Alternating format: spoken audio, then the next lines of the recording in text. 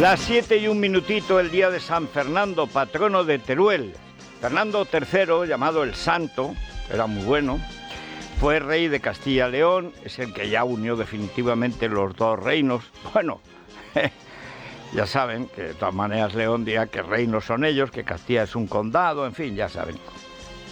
Y este fue un hombre clave, hay dos reyes claves en la expansión cristiana, en la Reconquista, que son Fernando III de Castilla y Jaime I de Aragón.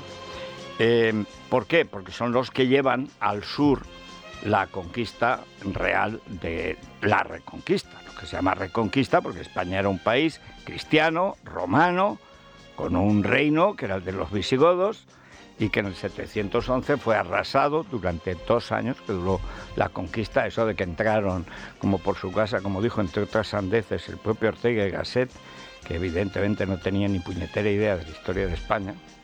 Escribía maravillosamente, pero cuando se ponía a decir necedades, era necio, pero como pocos, era brillantemente necio.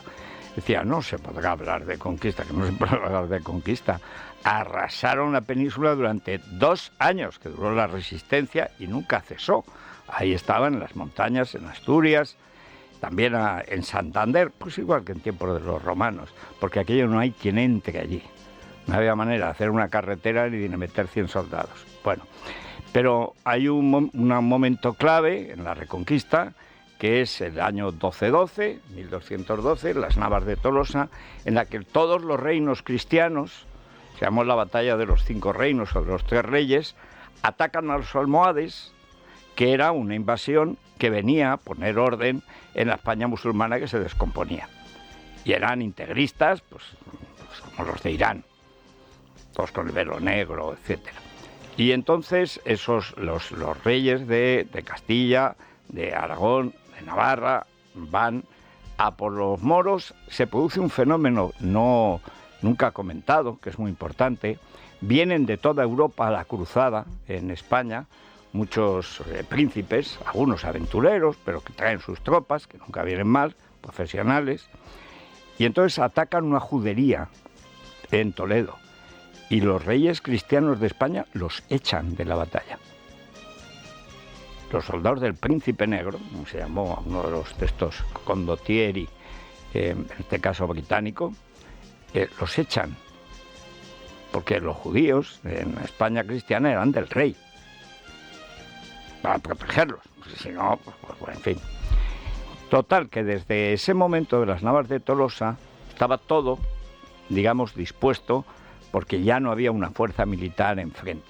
Luego llegaron los benimerines, pero bueno, no era el imperio almohade, fue un señor imperio y eran salvajes. Entonces, Fernando III es el que acomete la conquista del Valle del Guadalquivir, que es el origen de la civilización en la península ibérica. El famoso puente de barcas que hacen para entrar en Sevilla, porque en Sevilla no se podía entrar. En ese momento el Guadalquivir era más hondo, era navegable, fue navegable hasta el 18. Ahora no sé por qué no lo limpian, sinceramente. Pues que no entiendo por qué no lo limpian. O sea, por qué podía haber barcos, no sé, en el siglo XVII, cuando Sevilla era la verdadera capital comercial de España y de todo el imperio hispano. Y no, bueno, el caso es que Fernando III tenía además la suerte de tener un hijo que era muy brillante, que es Alfonso X el Sabio. Entonces, mientras Fernando III conquistaba el Valle del Guadalquivir, Alfonso X el Sabio conquistó inmediatamente el Santo Reino de Murcia, un poco más grande que en la actualidad. Y con esto, digamos, prácticamente ya solo quedó el Reino de Granada, que aún así tardó. Y Jaime I, el conquistador, pues es el que pasa del Valle del Ebro, y luego lo que había cristiano en Teruel, que era sobre todo la comunidad de Albarracín, conquistada por los navarros, por don Pedro de Azagra, y los riojanos que le acompañaban, hasta mi pueblo, que es el patrón de mi pueblo, San Millán de la Cogolla. Bueno, pues dan el empujón definitivo y conquistan Valencia. Y se van hasta Murcia. Y entonces ya queda, digamos, el bloque cristiano definitivamente construido.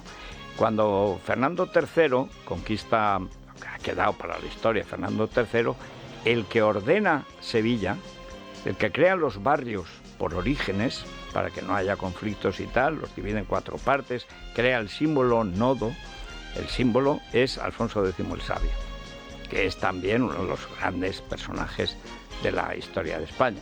Tenía un problema, que era la ambición de ser emperador, porque claro, tenían ya entonces el orgullo, los españoles, de que habían salvado a la cristiandad de perder nada menos que el solar hispano.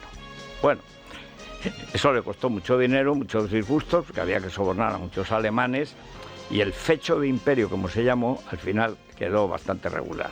Se perdió dinero y nos estafaron, pero la conquista quedó. Entonces, San Fernando está enterrado en Burgos, con donde él quiso, y, no, perdón, ¿qué digo?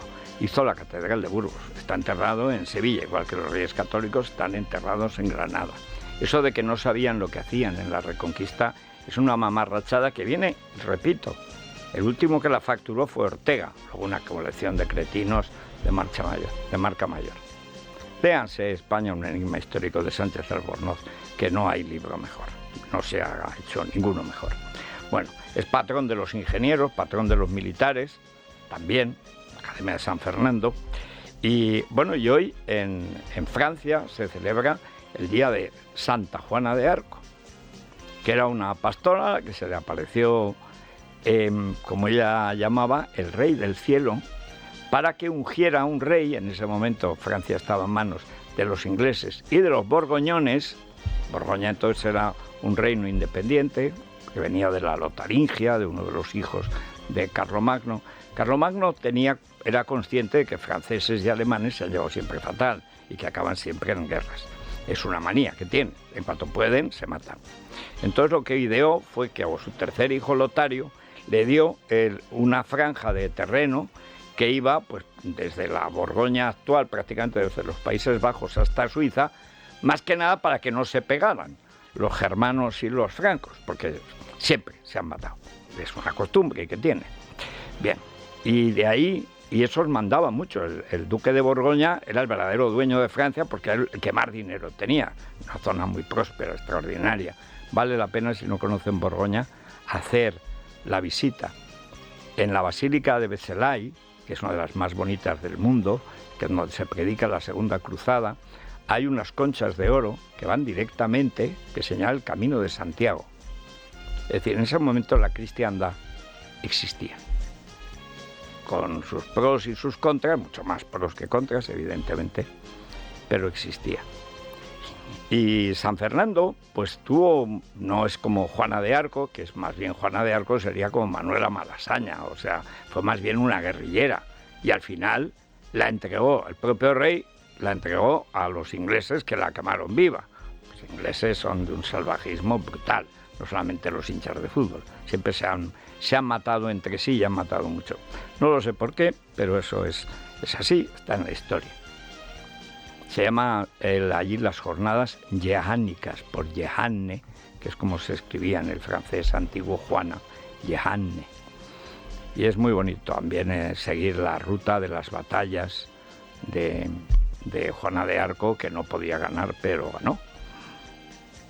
Con la ayuda del cielo y algunos capitanes muy echados para adelante, pero al final murió como murió.